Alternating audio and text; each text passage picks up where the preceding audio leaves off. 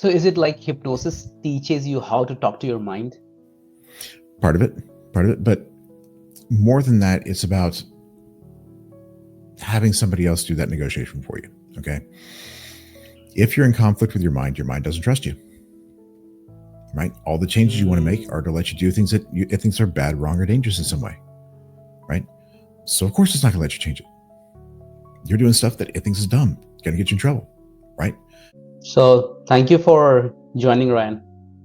Of course. Happy to be here. It's been an honor. Can you explain, like, in simple way, that what is hypnosis? Sure. So you've got your conscious mind, that's a part of us thinking all the time, and you got your unconscious mind. That's a part of your mind that's like taking all the information from out the world, right? It's your instinctive stuff. It's a part of you that's controlling like your breathing.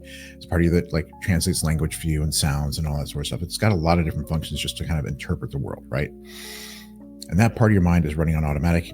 It's looking at this like instantaneous down, like this first 2 seconds of your world, right? So doing a lot of stuff, and it doesn't really have time to talk with you and interact with you in the ways we really want to. Okay. Hypnosis allows us, gives us a tool to get access to it more directly. Okay, so we could actually get down in there, talk with it, interface with it, do some work down there. It allows us to kind of like put pause on time, so it's got time to step back and reevaluate things, and it gives us the ability to do a lot of different work that we can't do from the conscious level in. One of the things we talk about in hypnosis is this idea of the critical factor. It's kind of the barrier or the wall between the conscious and the unconscious mind. And what it says is that your unconscious mind judges true and false based on what it already believes. Right, so if it matches, it comes in, we're good. If it doesn't match, it's false by definition, gets ignored. Okay. That makes it really hard to do a lot of change. Because if like you feel like you're not good enough trying to prove that you are, your mind's ignoring that. Right? Hypnosis allows us to drop that barrier, to drop that wall, to get rid of that automatic no. It gives us space to look at things and have some negotiation and change things and have a discussion. That actually allows us to make those deeper changes. So it's basically like, I would say, it's a way of accessing your unconscious mind. 100%. 100%. And what kind of people should go for it? It can help all kinds of people, because there's all kinds of different things going on down there that could be messing you up, right? Smoking, for example, is phenomenal for helping people stop smoking. Right? It's probably the single most effective tool for that. You want to get over things like alcoholism, a lot of bad habits, phenomenal for that kind of thing. If you want to add some motivation, outstanding for that kind of thing, right? The way I do things is a little bit different than most hypnotists. The way I look at it is like, if you've got a pattern of behavior over time, there's something that drives it. It's got a purpose. It's got an objective. There's a problem it's trying to solve. There's a reason for that happening, right? But there's no real good ways to get a hold of what that reason actually is, right? Because it's in your unconscious mind. Hypnosis lets me get down there and say, okay, great. Why is this happening? Show me how this works. Show me why this is necessary. And then once I understand the chain of logic that created that thing, we can disprove that old chain of logic, create a new one that draws a different conclusion, lets you do something different, right? We get rid of the old belief, create a new one, right? And that way there's no conflict between the old and the new. You just get to do the new thing. So like, is it like the person has to be like depressed or has to have some, like maybe bad habits or something to go for hypnosis? No, like you can do it for any reason or any purpose, right? Nobody really goes to fix anything unless there's something wrong, right? You're going to go do some hypnosis because there's something you want to fix, right? There's a problem you want to solve. Either like you've got an actual problem, you get depression, you got anxiety, you got whatever that happens to be, you got bad habits, you're self-sabotaging. That's really obvious stuff, right? If you got an obvious problem, perfect, right? Easy to do. Some people are like, I just want more. I want to be able to perform more. I want to be more calm. I want to have more satisfaction in life, whatever, right? And there's something that's holding them back from having that more. Perfect. That's a different kind of problem, right? It's a good to great problem rather than bad to good. Everybody can see the bad to good gap really easy. Good to great's a very different story, right? It's kind of hard to see unless you're already in that space, right? But yeah, you can 100% work on problems at any level. Because sometimes like people, they don't realize that they should go for hypnosis, like normally they go to like doctors or some psychiatrist or some. Well, there's all kinds of different reasons for that. Like number one, hypnosis isn't particularly widely known. People who know about hypnosis are looking at it from what? The stage shows in Vegas, right? All the movies where they're swinging the watch in front of you, taking control of your mind, right? These creepy guys trying to like seduce people with hypnosis and NLP and all this kind of stuff, right? There's this like really icky kind of like manipulative sort of feel to it, vibe to it and sort of reputation for it. So most people who know about hypnosis don't have a particularly good opinion of it, right? They also don't have a particularly good opinion of how effective it is. They don't understand how much you can do down there, how powerful the changes can be, because we don't really talk about it much. Everybody talks about therapy. Everybody knows how to do that one. CBT, everybody knows how to do that one. Psychedelics are huge right now, right? Everybody knows about that one. I had a mentor of mine used to tell me, people go to a hypnotist because they can't find which doctor in the phone book. And now you can. So there's another step in the process, right? Right? People go, oh, therapies are great. Let's do psychedelics. Great. Now we'll start looking at hypnosis because nothing else really works, right? I wish we had more visibility. I wish we had more credibility. I wish we had more people talking about it in a more rational, grounded way. But it's such a mysterious space, right? It's like the tools to get down there are very easy. They're very universal. Everybody knows about how to do that. Once you're down there, there's so many different things you could do, right? And so it's really a matter of an individual trying to figure out what tool set they want to use and what kind of problems they want to address. And everybody's got all these different theories about how that stuff works. None of them agree, right? So it's just a mess out there. It's kind of like the spirituality space, right? Mm-hmm. Like crystals and chakras and this and that and the other. And like, is that stuff doing stuff? Sure. Are you working on some stuff that people can't understand? Absolutely. Does anybody have any idea how the hell it actually works? Not really. So it's a big, messy space with a bunch of conflicting stuff. And it's like, you don't really get into that unless nothing else has worked. And that's a shame because this is such a powerful tool and it can make things so much easier for so many people. So is it like a norm? Because normally like common people, they do struggle with some pattern. Suppose like if I want to do something, right? Mm-hmm. But I'm still like, I'm trying, but I'm not able to achieve it, right? Normally It happens with everybody, right? So these kind of people can also go for hypnosis. Yeah. Well, think about it this way. If you are struggling to make yourself do something, okay, there's a structure in your brain called the basal ganglia. It's a part of your subconscious mind, kind of judges good and bad, right and wrong. And you make a decision, I want to do this thing. Okay. So it says, okay, let me take a look at your past and look at the emotional connotations, good and bad, with previous decisions like this, right? If there's more bad than good, it says, no, we're not going to do that, right? It has a veto over your decisions, right? What I often say is there is no such thing as self-sabotage. It doesn't exist, all right? Your mind is always trying to help you win as much as humanly possible and live the best life possible at all times, even when it's in your way, all right? What's happening there is you've got a conflict between your conscious and your unconscious mind. There's different priorities. You're not getting what you want because you're getting what you need, okay? In my book, I talk about like a sort of 4-mind model of the brain. You got your conscious mind, your rational mind, your emotional mind, your instinctive mind. Your instinctive mind is that part of you that's just worried about physical survival, doesn't really care about anything else. Your emotional mind is worried about meaning and relationships, talking about good and bad, right and wrong. The rational mind is worried about how do things work, true and false. Consciousness is CEO. It's doing 2 things. Number 1 is setting the direction, saying we want to go this way. And number 2 is watching the movie of your life play out in real time. It's a witness of your experience, right? It's like when you hop in your car to go to the store, you don't really think about it. You're just like watching the ride, right? That's consciousness doing consciousness, right? So we have this idea, especially in the Western modern world, but we are a consciousness. That's who we are, right? And so when we are not getting what we want, we're saying, I chose this thing, I'm not getting it. Why? Well, because you're more than just your consciousness. You're all those parts of your brain, right? And these other parts of your mind have their own rules, priorities, and lanes in the road. And what they're saying is like, hey, I know this is what you want to do. I've got a higher priority. There's something you're missing. I can't do this because of this limiting factor, right? So instead of trying to beat yourself up and make it happen anyway, the right way to do is like, okay, cool. What am I missing? You got a problem. What's the problem? Because I ain't going to let you do it until you solve this problem or address it in some way, because it doesn't have to. It can tell you no. It's got a veto, right? But we're so frustrated because we try and make it happen anyway because we think consciousness is who we are. No, there's so much more to you. There's so much more going on down there. And if you just step back and start listening to it and give it its due, things will be a lot easier, right? If you think about your mind as a company, CEO, senior management, middle management, worker bees, right? If your team's not working together, you're going to have a lot of conflict. But we've all had this boss who just won't freaking listen, right? You've got that boss, you're trying to tell him what's going on. He just will not freaking listen. Said, do it this way anyway. And he just makes an absolute mess of things, right? When you're trying to force yourself to do something you don't want to do, you're being that boss. You're being that boss to yourself, right? Your team's trying to help you, trying to tell you what's going on, trying to help you move in the right direction, and you ain't listening. Maybe the better way to do is give yourself credit, step back and say, all right, what am I missing? You're trying to tell me something, trying to show me something, what am I missing? A lot of times, unfortunately, what they're trying to tell you is something you don't want to hear. You wish wasn't true, right?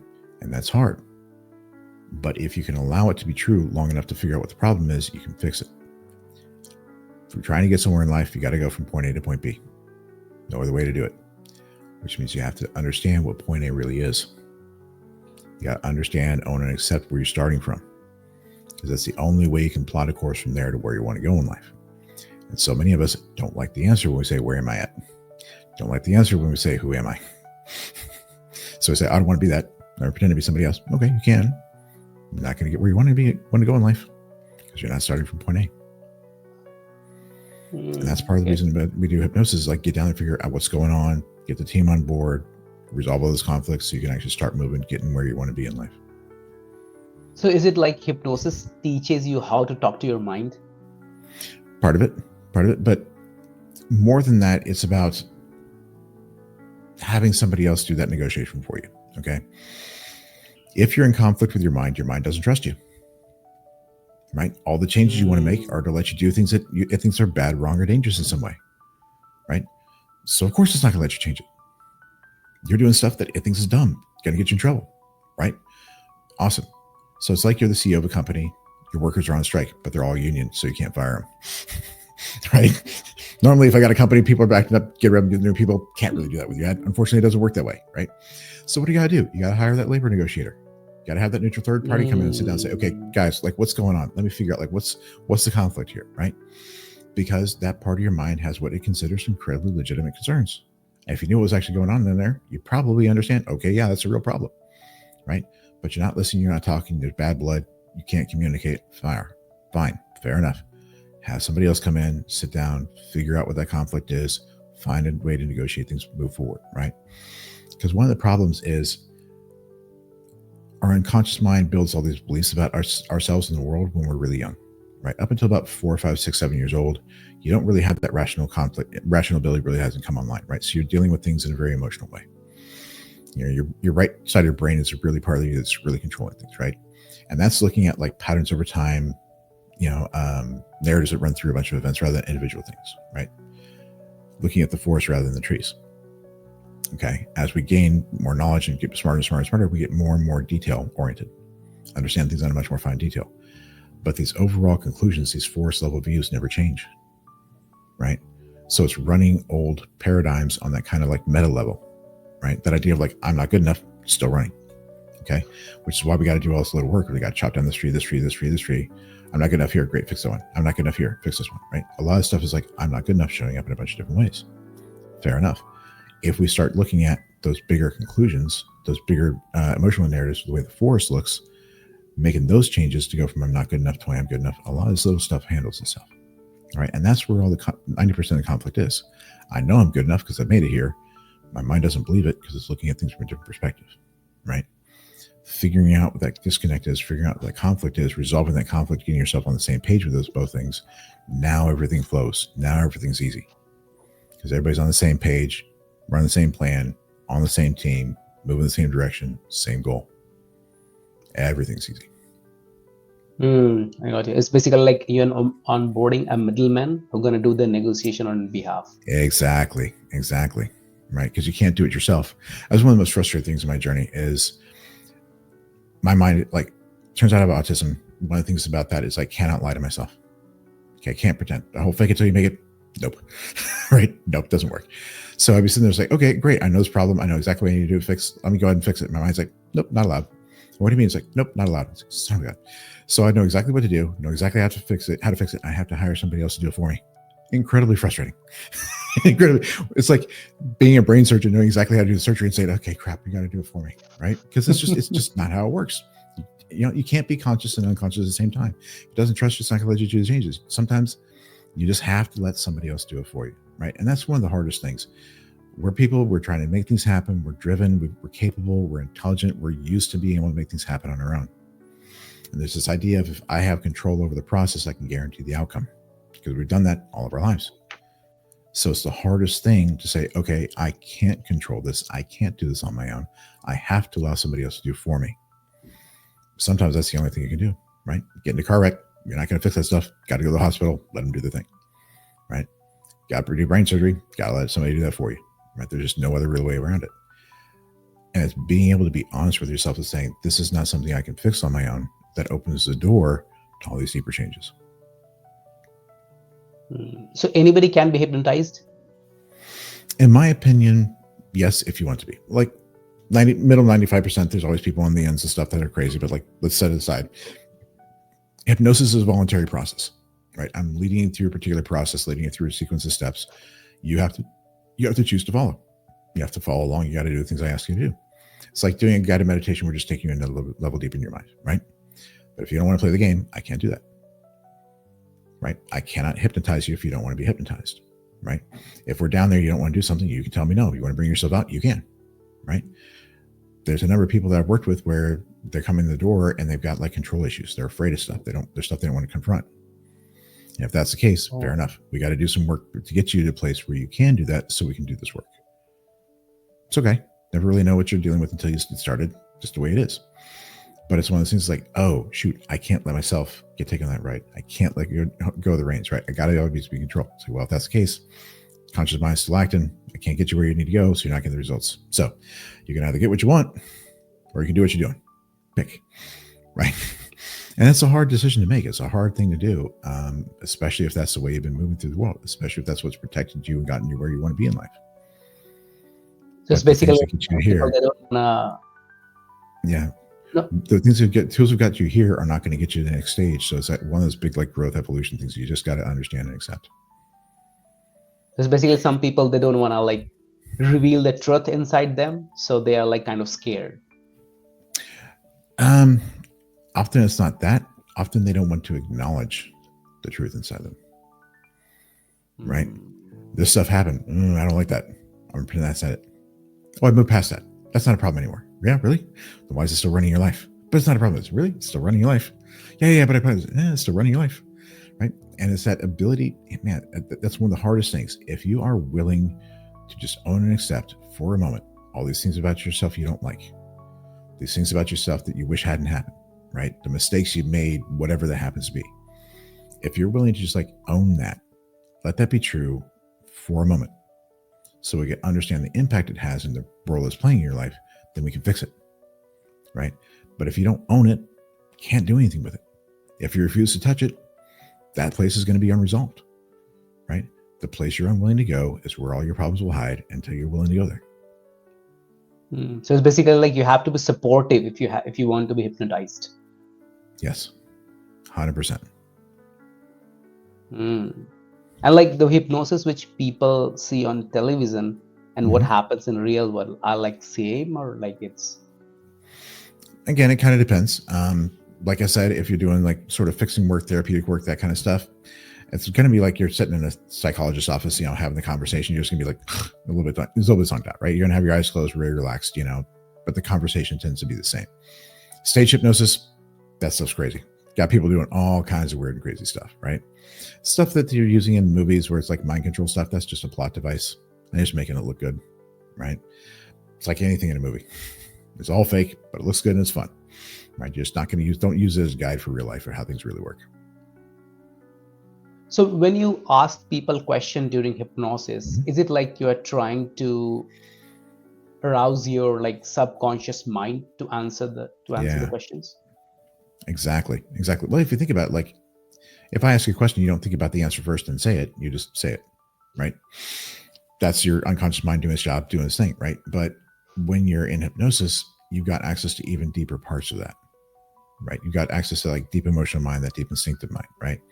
So you can access to these more primal parts of you that are running much deeper programs that it's hard to translate that stuff to normal language during your normal day, right?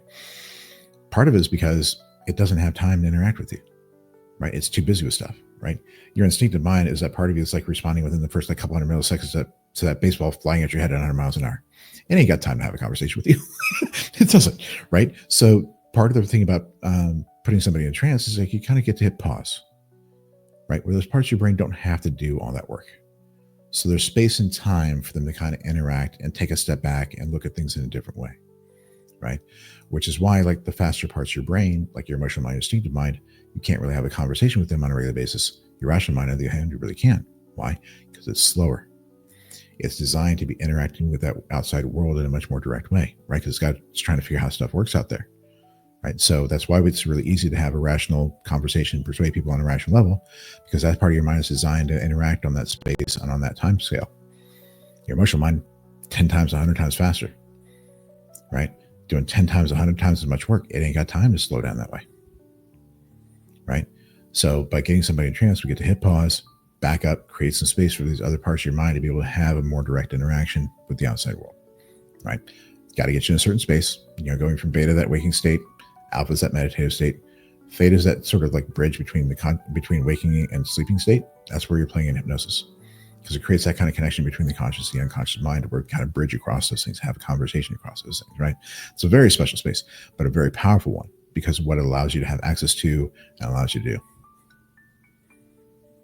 So then that means like 90% of the people, obviously, most of the people, they're not going for hypnosis. So their subconscious mind are not like working that actively. Is it true? Oh no, everybody's subconscious mind is running 100%. Like there's this idea of like we only use 10% of our brain. No, 100% of our brain, 100% of the time, at all times, every single person. You're not aware of what's going on about all that stuff because it's not under conscious control. It's under conscious visibility, right? Fair enough. But if you look at that model of the mind again, CEO, management, workers, CEO shouldn't be seeing all that. Shouldn't be overseeing that. Shouldn't be interacting with it. Why? Because he's supposed to be doing CEO stuff. He's not supposed to be worried about the TPS reports in the accounting department. He's got people for that. He's not supposed to be overseeing the dock workers. He's got people for that, right? The company's cranking at 100% all the time. You're just worried about this piece, right? So focus on the thing that you need to be doing, right? Consciousness should be doing all this other jobs. We do it because we don't like the results. So we try and micromanage from the top down and make it do what we want to do. No, the right thing to do is figure out why your teams are in conflict, figure out why there's all that friction, figure out why they can't work together. Fix that, get everyone on the same page, teach them how to work together, and then go back to being the CEO and let your company run smooth, right? Getting the rest of the company to run the way it should, work together the way it should, is the best possible thing you can do for yourself, because it means every bit of you is online and available to you to do what you actually wanted to do and pursue the correct direction you choose to point it in, right? Until that time, you've got all those kinds of friction and mess that are holding you back and make it so you're so limited in what you can actually accomplish in life. Yes, basically like manager is working, but CEO doesn't know what he's doing. So that exactly he needs to be aware, right? Yeah. You guys are not on the same page, right? And then hypnosis can also access your past life. Man, that's a really interesting question. I don't know. What I would say is, if there's past lives and if they can be accessed to your hypnosis, awesome, right? I'm not sure if there are. I don't know if hypnosis can get you there. I'm a pretty spiritual guy. I'm sure we've had past lives. I'm sure these souls are running around the karmic wheel. Whether or not there's any way to get to that from our current state of existence, I got no idea. But I also don't know if it really matters, right? Because if your unconscious mind is just trying to communicate something to you, it can use whatever freaking form it wants to. It can talk in plain English, dreams, right? Dreams are some of the ways it communicates to you, right? Instincts, hunches, right? All these different signals. So if your mind chooses to use a construct like, hey, let me tell you a story about you in a past life that conveys the message I want to show you in a way that's easier to understand or safer to understand, cool, right? I don't care if it's real. If it's useful, I'm gonna run with it, right?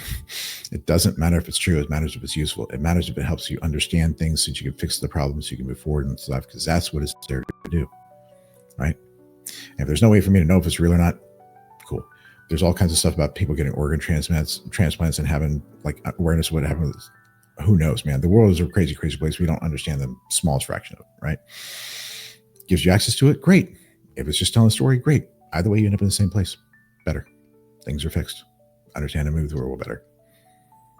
So have you ever had like the experience like that you're trying to access the past life of any client? And nah, it's not the work I do. Not the work I do.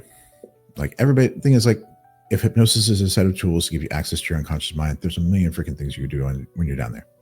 So what happens is every hypnotist kind of like develops their own toolkit and their approach of this is what works for me. This is what allows me to leverage my natural talents. These are the kinds of problems I'm interested in solving. And like that's the niche they create for themselves, right?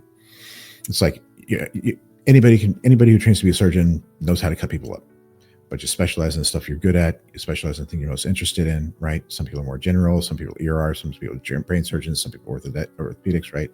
You figure out what your talent stack is and what you're really built for, and you go that direction, right? Yeah, it's basically like what kind of problem person has, then only you will ask that kind of question, right? Otherwise there's no point of wasting time.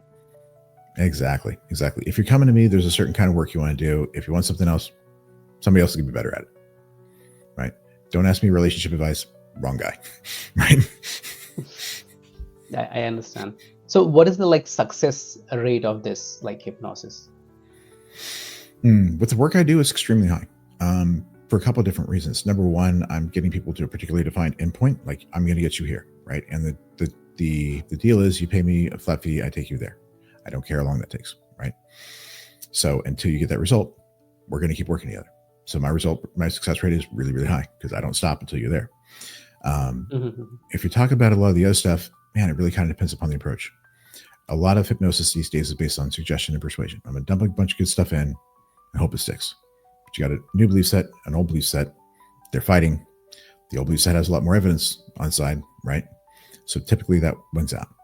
Now, if you're dealing with individual problems, individual issues, you can still correct that stuff pretty quickly and pretty easily. Hypnosis is extremely good for that, right? Get down to why this is not working, fix this problem. Great. Best possible. It's actually one of the best tools out there for helping people quit smoking. You can get somebody to quit smoking in one session, like pretty dang reliably, a higher rate of success. To the point where like the American Lung Association actually has a list of hypnotists on their website. Go here, get this fixed, right? Once you start looking at like bigger issues, bigger problems, bigger themes, that's when your success rate goes down because you're trying to hit too big of a target that's got too much evidence behind it, right? That's where two tools that I've developed sort of come in, where it's like, okay, let me go to these higher level constructs, these higher level issues, and actually see how they're built, take them apart. So there is no belief that you're conflicting with anymore. There's no competition. There's just a new belief, right? But that's a new set of techniques that I've kind of developed over the past couple of years. It's not really in common use, but it's extremely effective. This basically depends on the problem, what kind of problem person has. 100%. That's really all it is, right? Tool for the job. What kind of problem do you have? What's the best tool to address it? Hypnosis may not always be the best tool, right? If you're procrastinating, maybe what you need is time management tools and organization tools, right? If you need to lose weight, maybe the problem isn't motivation. Maybe it's that you've got this genetic condition that messes you up, right? Like I've got one that makes me like retain iron. So my iron levels are really high, which causes a lot of inflammation, which causes my blood sugar to go up, which makes it incredibly hard for me to lose weight. Had no idea. Didn't find out until like 2 years. I was like, okay, great. Now I can do this. Great. Now weight loss is easy. Oh, no wonder it was so hard, right? It's just a matter of figuring out what the problem really is and getting the right tool for the job. And that's actually the hardest part. The hardest part of solving any problem is figuring out what the heck the problem really is. You know the symptoms, you know the signs. You don't really always know what's causing it, right? Figuring out what that is the hardest part.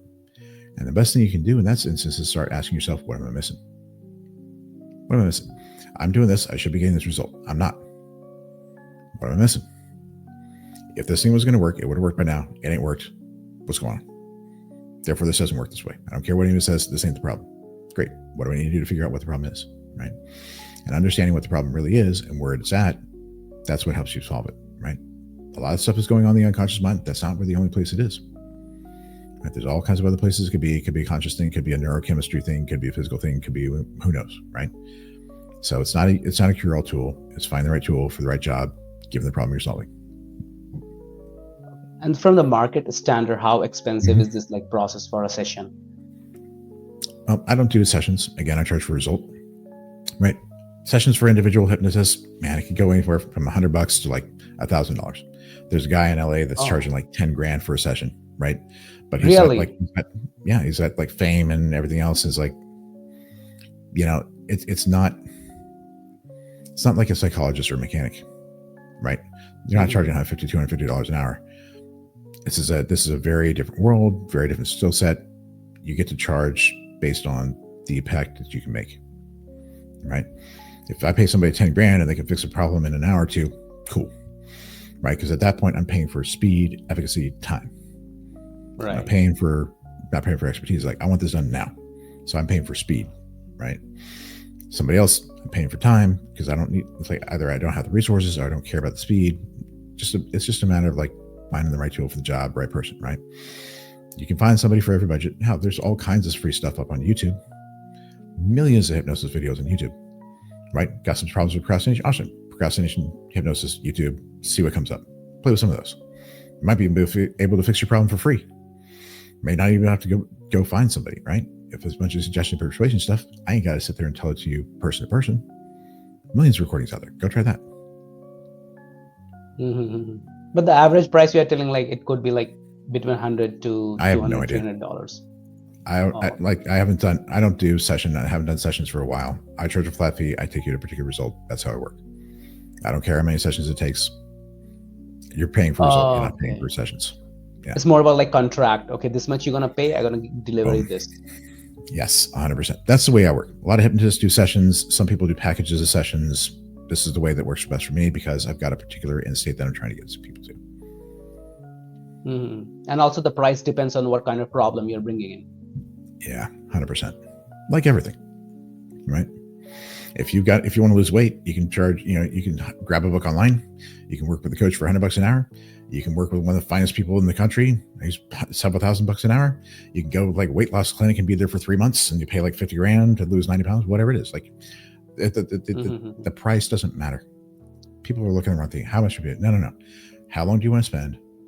How much do you want this? What kind of results do you want to get? And what can get you there in the time frame and the constraints that you have.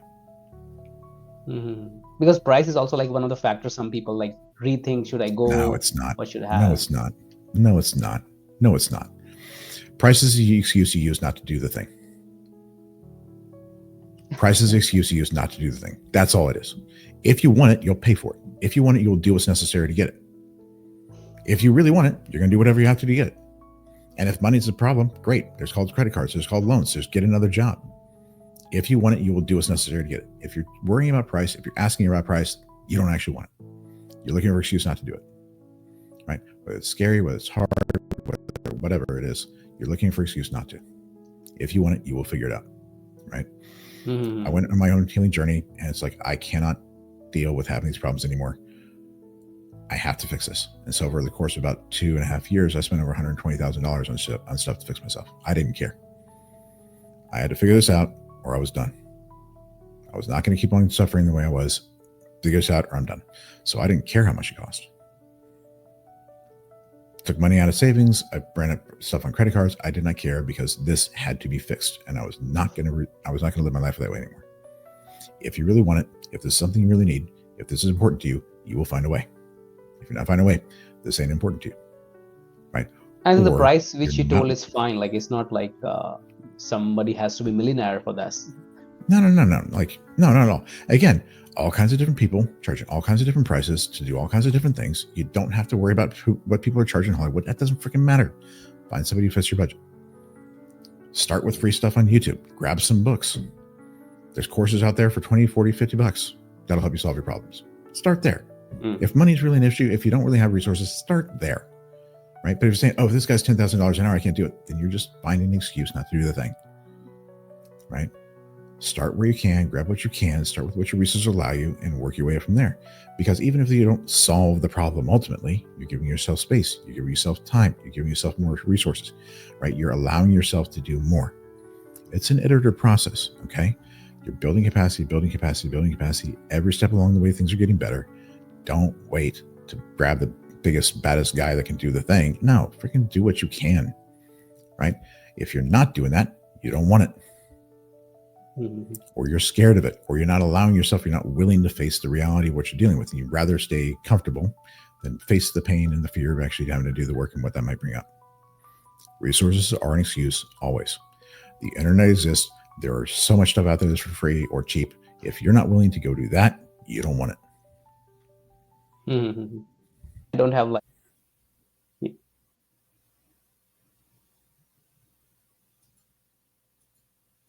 Ryan, I don't have like any other question, and thank you for coming. And I would say like people are gonna enjoy our podcast, and people gonna aware about the hypnosis, which is like not everybody is aware nowadays Hmm. and don't willing to like go for it.